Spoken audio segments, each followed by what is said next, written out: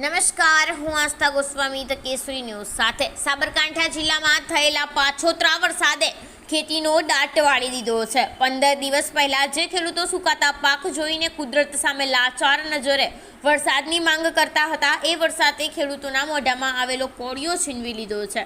આજે હિંમતનગર સહિત સાબરકાંઠા જિલ્લામાં વરસાદે વેરેલો વિનાશ તમે જોઈ રહ્યા છો તે માત્ર હિંમતનગર તાલુકાનું જાંબુડી ગામ છે, જ્યાં 500 વીઘા મગફળીનો પાક હજુ પણ વરસાદી પાણીમાંથી બહાર આવ્યો નથી।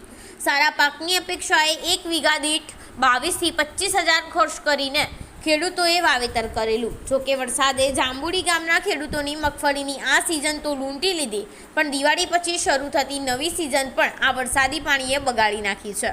15 દિવસ પહેલા આ સુકાતા પાકને જોઈને ખેડૂતો લાચાર નજર આકાશ સામે જોઈ રહ્યા હતા, ત્યારે છેલ્લા 1 અઠવાડિયામાં થયેલા ધોધમાર વરસાદે ખેડૂતોના મગફળીના પાકને બચાવવાની જગ્યાએ ખેદાન મેદાન કરી દીધો છે।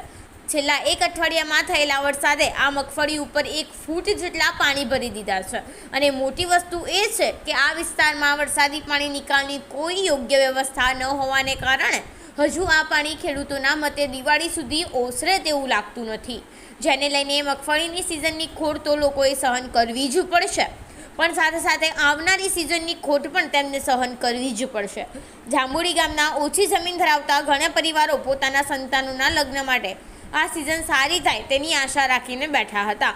જોકે વધુ વરસાદ તેમની આ આશા ઉપર પાણી ફેરવી દીધું છે, જેને લઈને તેઓ હવે સરકાર દ્વારા આ નુકસાનીનો તાત્કાલિક સર્વે કરાય અને ખેડૂતોને આ નુકસાનની ભરપાઈ કરાય તેની માંગ કરી હતી। રિપોર્ટર આબિદ અલીપુરા, સાબરકાંઠા દ્વારા। અહીંયા મગફળીનું વાવેતર કર્યું છે। અંદાજિત 500 વીઘા જમીનમાં મગફળીનું વાવેતર છે જાંબુડી ગામનું, અને અહીંયા વરસાદ ધારવા કરતાં વધુ પ્રમાણમાં વરસાદ પડવાથી અહીંયા ટોટલ મગફળી નિષ્ફળ ગઈ છે, અને ખેડૂતને અહીંયાથી 1 રૂપિયાની આવક મળે એવી નથી। અંદાજિત 20 થી 22 હજાર